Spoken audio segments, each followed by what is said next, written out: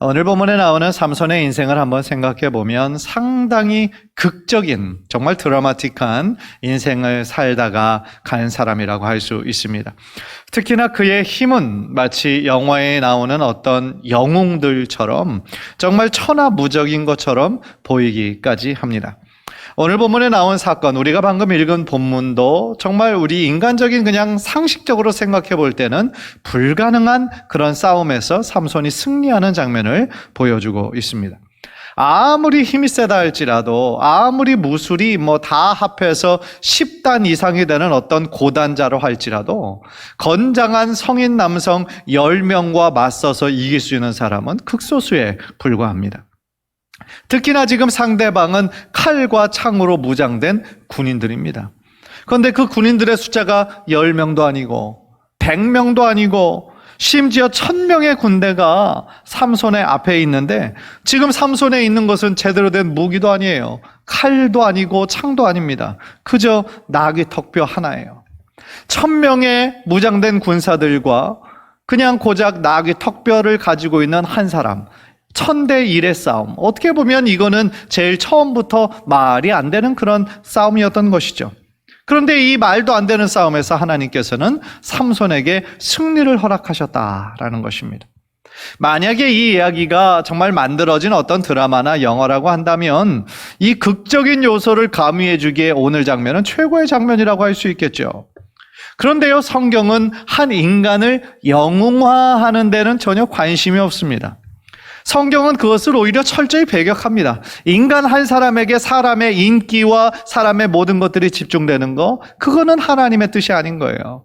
하나님은 오히려 연약한 인간을 통하여서, 실수 많고 흠 많은 인간을 통하여서 하나님께서 역사하심으로 말미암아 그 평범하고 연약한 인간을 통하여 하나님의 역사하심이 얼마나 크시고 얼마나 위대하신지, 거기에 초점을 맞추고 있는 책이 바로 성경이라는 것입니다.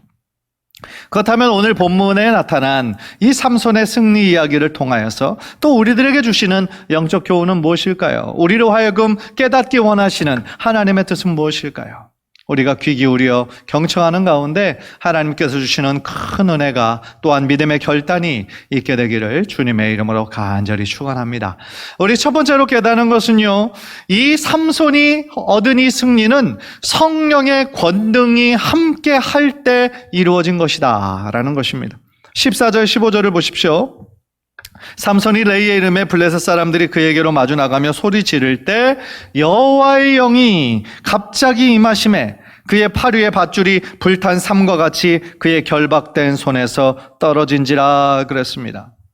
삼손이 결박되어서 지금 블레셋 군사들 앞에 끌려오는 것을 보고 블레셋 그 1000명의 군사들은 환호성을 부르며 좋아했습니다.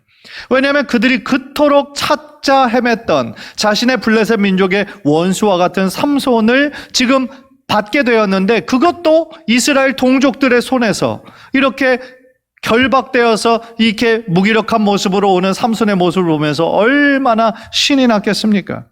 그래서 이제 드디어 삼손을 이겼구나, 확신에 찬 마음으로 지금 기다리고 있는데, 그 순간 성령의 권능이 삼손에게 임한 거예요. 그래서 삼손을 결박했던 그 밧줄이 마치 불탄 삼처럼 힘없이 그냥 사라져버렸다라는 거예요.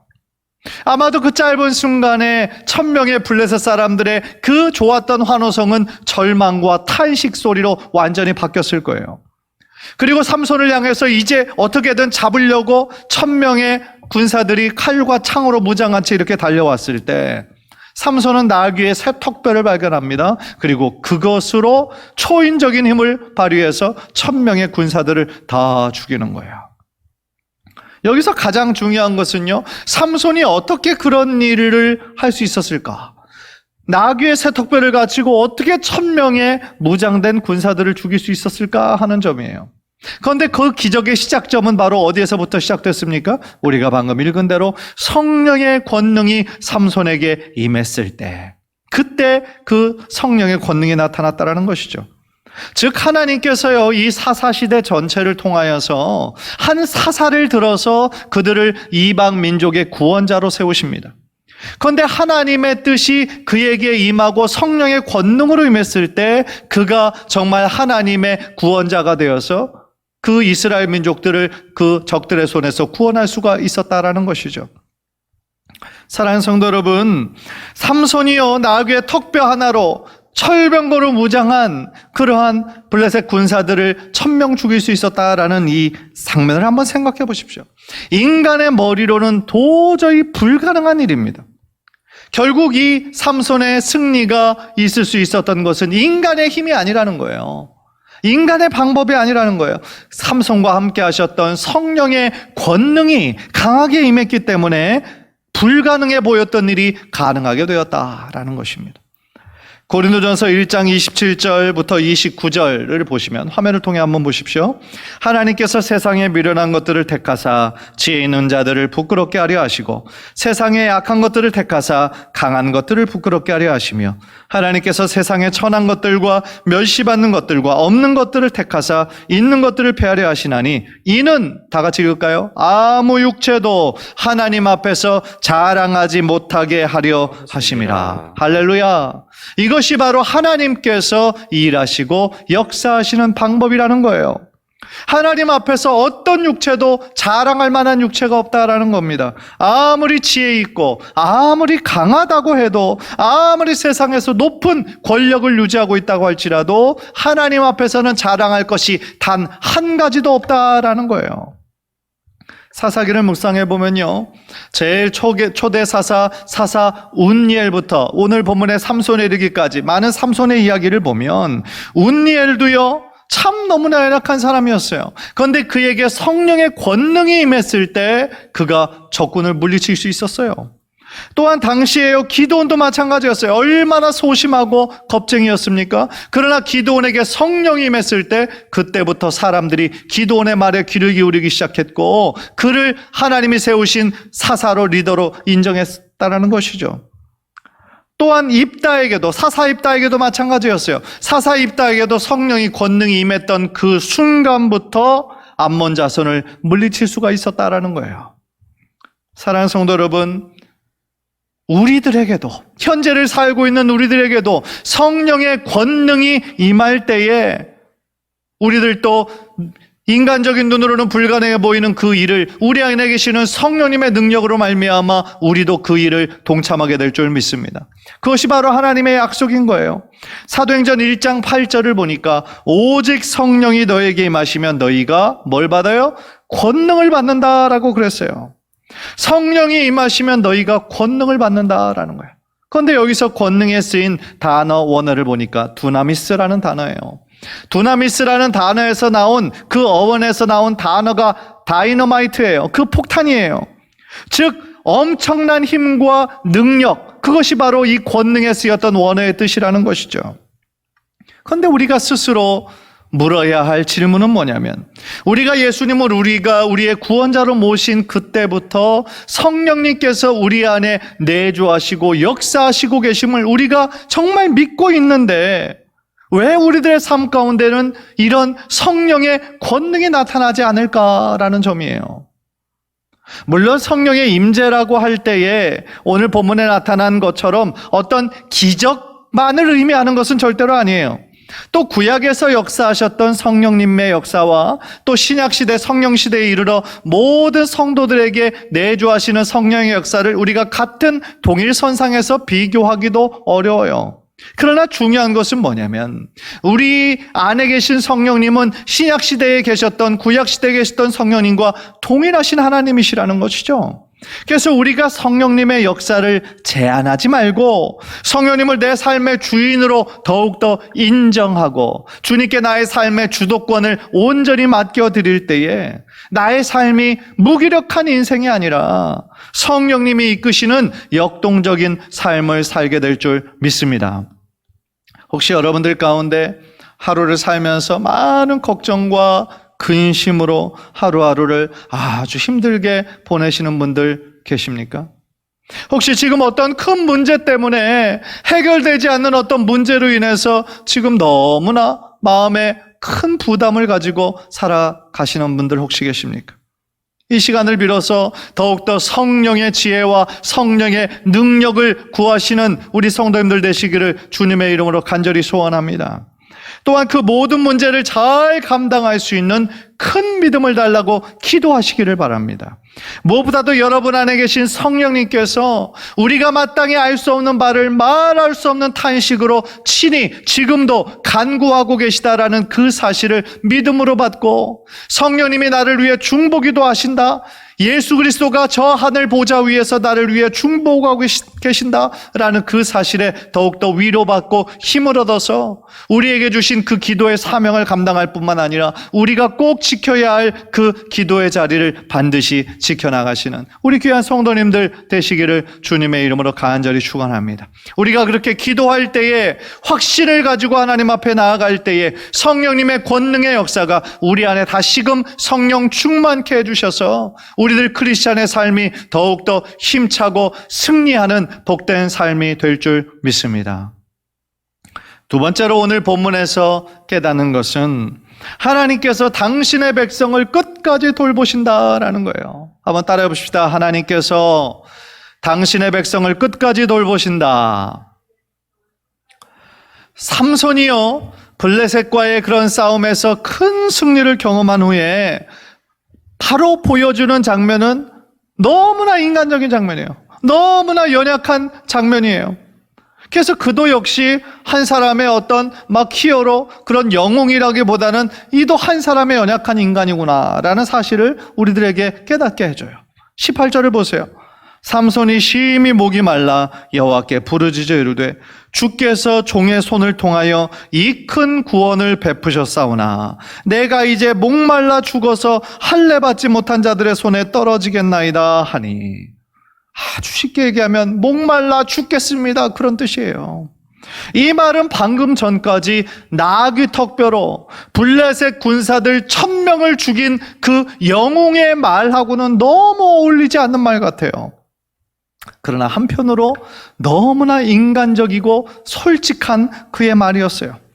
자신이 싸울 때요, 그와 같은 동족, 사실은 성경 그 전을 보면 3000명이나 되는 유대인들이 있었어요.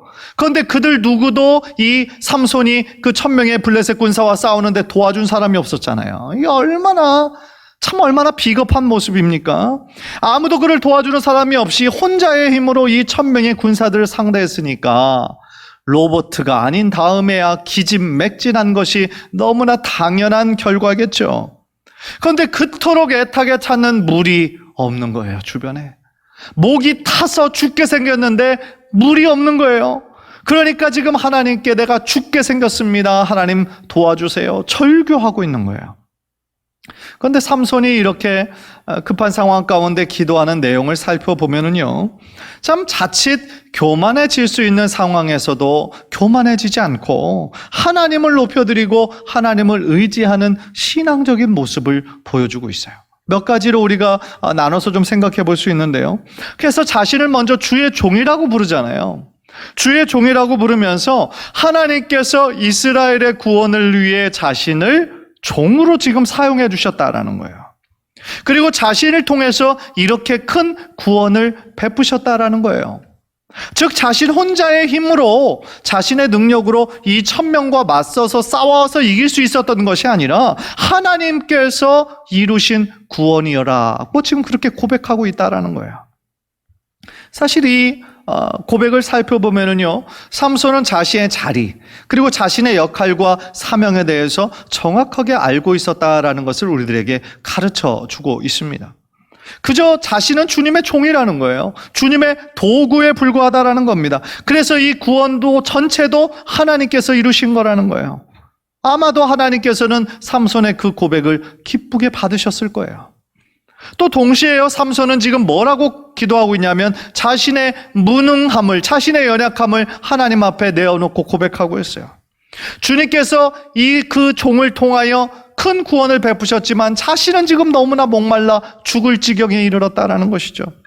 그러니까 자신의 무능함과 연약함과 인간적인 한계를 철저하게 깨달으면서 고백하면서 하나님의 도움을 구하는 그의 겸손한 자세를 이 삼손은 오늘 본문을 통해서 보여주고 있다는 거예요. 이 장면은요, 마치 시편의 많은 저자들이 하나님의 얼굴을 구하며 나아갈 때에 자신의 연약함을 하나님께 인정하면서 주님의 도우심을 구하는 장면과 참 많이 비슷한 것 같아요. 시편 30편 10절 우리 한번 화면을 통해서 다 함께 한번 읽읍시다. 시작. 여호와여 들으시고 내게 은혜를 베푸소서. 여호와여 나를 돕는 자가 되소서. 무슨 얘기예요? 하나님 내 기도를 들으시옵소서. 내게 은혜를 베푸시옵소서. 나를 도와주옵소서. 그렇게 지금 간절한 마음으로 시편 저자는 기도했다는 거죠. 시편 39편 4절 보세요. 제가 화면을 나와 있는 걸 읽겠습니다. 여호와여 나의 연한이 언제까지인지 알게 하사 내가 나의 연약함을 알게 하소서. 나의 연약함을 깨닫게 하소서. 그렇게 기도했다라는 거예요. 사실요, 우리 인간은 저를 포함해서 너무나 쉽게 교만해질 수 있는 존재예요. 무슨 일이 조금만 잘 되면 우리들의 마음은 너무나 쉽게 올라가 버려요. 어깨가 으쓱해져요. 나는 그럴 만한 자격이 있다라고 스스로 그렇게 생각할 때가 불쑥불쑥 올라온다라는 거예요.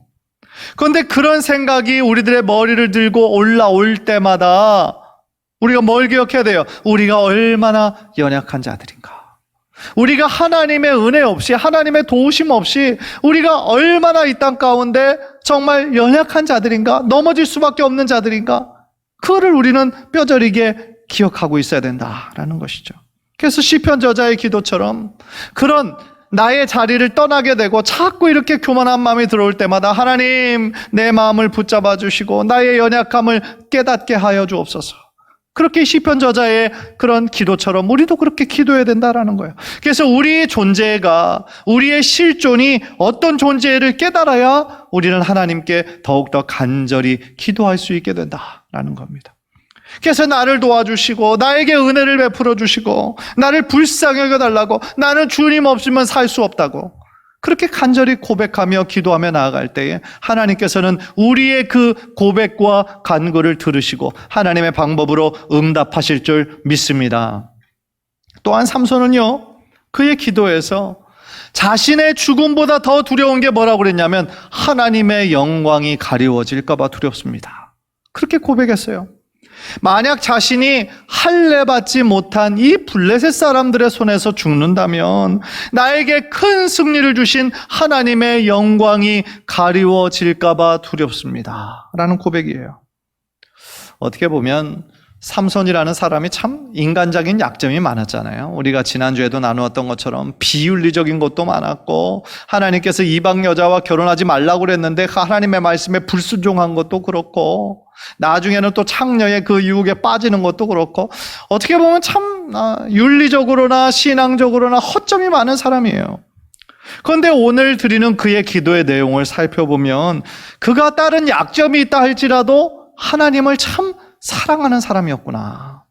하나님의 영광을 자신의 영광보다 앞세웠던 참 열정이 있는 사람이었구나. 그런 것을 깨닫게 된다라는 겁니다.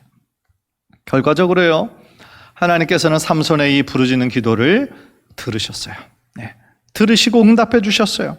그래서 주변에 있던 한 바위를 가르셔서 물이 흘러나오게 하셔서 삼손의 그 죽을 것 같았던 그런 갈증을 해결시켜 주셨어요. 그의 기도의 응답이었고 또한 그를 향한 하나님의 뭐였을까요? 돌보심이었다라는 것입니다. 사랑하는 성도 여러분, 우리도요, 삼손처럼 어떤 큰 승리 이후에, 어떤 큰 성공 이후에, 영적으로도 마찬가지예요. 영적으로 하나님의 능력을 많이 체험해서 정말 뜨거웠을 그 이후에 찾아오는 어떤 육체적인 시험도 있고 정신적인 어떤 시험도 우리들에게 올 수 있어요. 왜냐하면 우리들 모두 연약한 인간이기 때문에 그래요. 그러나 어떤 환경과 상황에 따라 우리들의 마음이 많이 힘들고 요동칠 때가 있다 할지라도 우리가 꼭 기억해야 되는 것은 뭐예요? 우리가 하나님 앞에 솔직한 모습으로 있는 모습 그대로 하나님의 도움을 구하며 나아갈 때에 하나님은 우리들의 기도를 외면하지 않으시고 우리를 하나님의 손으로 붙잡으시고 보호하시고 인도하신다라는 사실이에요. 요즘 코로나 팬데믹으로 인해서 참 많은 사람들이 힘들어하고 정말 경제적으로나 또한 사회적으로나 심리적으로나 너무나 지금 힘든 그런 시간을 보내고 있습니다. 지난 2월부터 지금 시작된 것을 보면 벌써 지금 몇 개월입니까? 어떻게 보면 끝날 것 같지 않는 이 긴 싸움을 우리 모든 사람들이 지금 하고 있다는 것이죠. 그래서 때때로는 이런 상황만 보고는 참 무기력해질 수 있고 지칠 수 있고 낙담이 될 수 있지만, 분명히 우리가 기억해야 되는 것은 뭐예요? 하나님께서는 이 모든 상황을 지켜보고 계신다는 거예요. 하나님께서는 이 모든 상황을 아시고 하나님은 컨트롤하고 계시다라는 거예요. 따라서 이 모든 것이 하나님께로부터 온 것이라면 우리가 해야 하는 것은 뭘까요? 잠잠히 이 시간을 인내하면서 버텨내는 거예요. 이 시간을 인내하면서 하나님께 기도함으로 이 시간을 잘 극복할 수 있도록 하나님의 뜻을 구하며 나아가야 되는 거예요. 그리고 하나님의 시간이 다 찼을 때 마침내 하나님께서는 이 모든 질병을 가져가시고 하나님의 그 선한 뜻을 우리들 모두에게 선명하게 드러내실 줄 믿습니다. 그때까지 우리는 어떻게 해야 될까요? 그때까지 우리는 절대로 포기하지 말고 하나님의 자비하심과 은혜를 구하며 우리들이 안에 주신 그 믿음, 더 큰 소망 붙잡고 하나님께 나아가야 될 줄 믿습니다. 다시 한번 힘을 내십시오. 눈에 보이는 것들에는 소망이 없습니다. 오직 하나님께만 소망이 있습니다. 따라서 우리의 모든 주권자 되시는, 창조주 되시고 지금도 모든 것들을 주관하고 계시는 하나님의 손에 우리들의 인생을 맡기며 나아가는 것, 그것이 가장 지혜로운 자의 삶의 자세일 줄 믿습니다. 한 책에서 본 이야기가 기억이 납니다. 아프리카에 선교사님으로 사역하는 한 부부가 있었습니다. 그런데 이제 그 어느 날 밤에 이렇게 잠을 자려고 누웠는데 이 아내 선교사님이 섬뜩한 기분이 들었다는 거예요. 그래서 섬뜩한 기분이 들어서 딱 깨보니까 그냥 달빛만 있지 뭐 크게 다른 건 없었는데, 아무래도 너무 섬뜩해서 다른 때는 평소에 느껴보던 그런 거여서 불안해서 남편을 깨우고 이 촛불을 켰다라는 거예요. 그랬더니 옆을 보니까 그 침대 바로 옆쯤에서 이 독사 코브라가 그의 머리를 막 이렇게 들면서 지금 막 공격하려고 하는 직전이었다라는 거예요. 얼마나 놀랐겠어요. 그래서 이제 이 선교사님이 만약의 사태에 대비해서 어떤 총이 있었는데 그 총으로 이 코브라의 머리를 겨냥해서 쏴가지고 잘 죽여서 그 위기의 상황은 잘 넘어갈 수가 있었다라는 거예요. 그런데 더 놀라운 사실은 이 선교사님 부부와 굉장히 친한 믿음의 동역자가 캐나다에서 살고 있었다라는 거예요. 그런데 캐나다에서 이 한 여성이 청소를 하다가 갑자기 아프리카에 있는 선교사님 부부를 위해 기도해야 되겠구나라는 생각이 갑자기 들었다라는 거예요. 그래서 청소하는 중간에 그거를 내려놓고 하나님께 간절히 기도했다라는 겁니다. 그런데 이렇게 기도하다 보니까 어느 순간 하나님이 평안함을 주시더라는 거예요. 그래서 됐구나, 어떤 상황인지는 모르지만 해결됐구나라는 마음의 평안을 주셔서 다시 이제 또 이렇게 청소를 한 거예요. 나중에 시간이 꽤 지나서 이 아프리카에서 사역하던 이 선교사님 부부가 이 캐나다에 있는 그 또 동역자에게 전화로 이제 그런 얘기를 한 거예요. 얼마 전에 이렇게 갑작스러운 위기의 상황이 있었다. 그런데 정말 하나님께서 도와주셔서 그 중간에 일어나가지고 그 독사 코브라를 죽일 수가 있었다. 그랬더니 그 얘기를 듣던 이 친구가, 캐나다에 사는 친구가 깜짝 놀라면서 혹시 그때가 언제였느냐? 몇 시쯤이었느냐? 그 날짜와 그 시간을 계산해 보니까 딱 그때였던 거예요. 하나님께서 믿음의 동역자인 그 캐나다에 사는 친구에게 이 선교사님 부부에게 갑작스러운 일이 생겼으니까, 위기가 생겼으니까 기도하게 시키신 거예요. 그래서 그 하나님의 말씀, 하나님이 주신 그 뜻에 순종해서 자신이 하던 거를 내려놓고 하나님께 집중적으로 기도하고 중보했을 때 하나님께서 그 기도를 들으시고 그 선교사님 부부를 그 위험한 상황에서부터 보호하시고 지켜주셨다라는 거예요.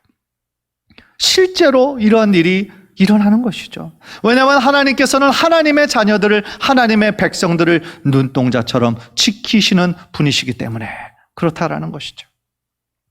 어제 유원식 장로님의 우리 아내 되신 우리 김 전도사님, 김경순 전도사님께서 그 사무실에 방문을 하셨어요. 방문하셔서 최근에 그런 그 유장로님의 상태에 대해서 이렇게 나누고 그동안 또 계속 기도해 주셔서 너무 감사하다라고 그런 표현을 하시기 위해서 이렇게 오셨어요. 그래서 저도 안 그래도 궁금하던 차에 이렇게 전도사님의 그런 이야기를 이렇게 듣다 보니까 지금은 이제 그 요양원에 계시지 않으시더라고요. 그래서 4월쯤에 벌써 요양원을 나오셨고 지금은 그냥 댁에서 지금 같이 이렇게 계시다라고 그래요. 그런데 이제 뭐 코로나가 한참 진행되었으니까 여러분들 아시는 것처럼 보호자도 이렇게 못 만나게 했던 거예요.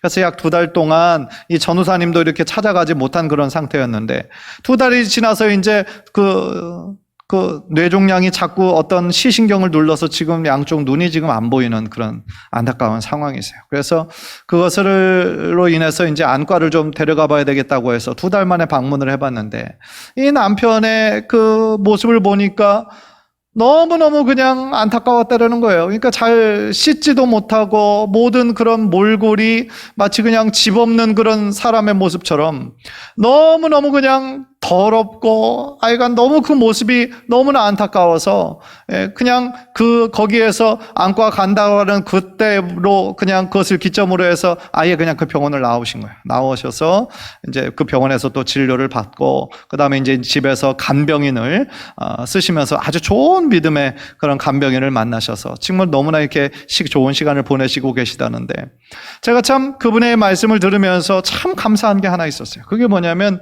평소에 약 7가지 약을 드셔야 된다는 거예요. 그런데 그 병원에서 이제 물론 약 처방은 해주지만 의사가 해줄 수 있는 것은 다 한 거예요.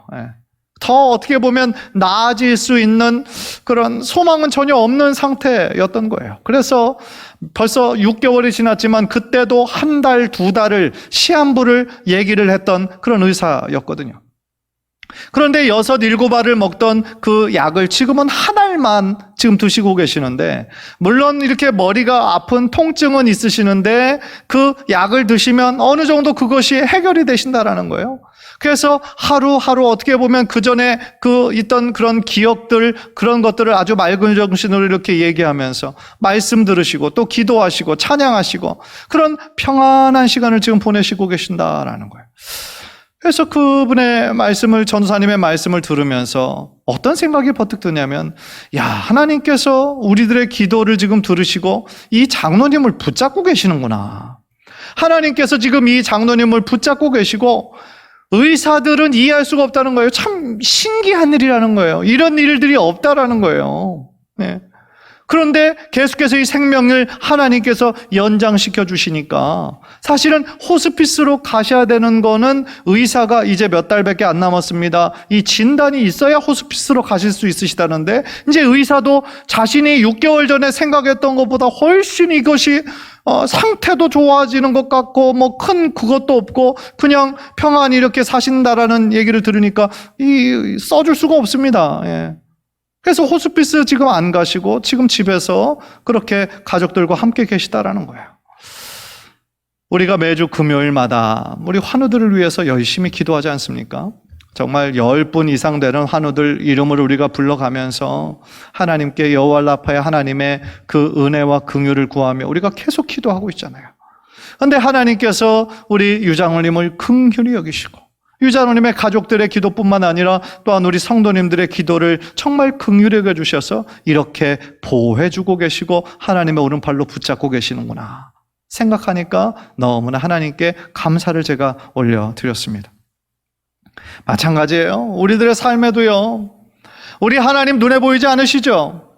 그러나 이 세상은 눈에 보이고 세상의 문제는 너무나 커 보이죠? 그럴 때가 얼마나 많이 있습니까? 그러나 중요한 건 눈에 보이진 않지만 언제나 우리와 함께 하시는 하나님이 얼마나 크신 분이시고 얼마나 위대하신 분이시고 얼마나 전능하신 분이시는 거예요. 결국 우리들의 믿음은 뭡니까? 우리들의 믿음의 크기는 우리가 정말 믿고 확신하는 하나님이 어떤 하나님이시냐, 거기에 따라 달려있다라는 것이죠.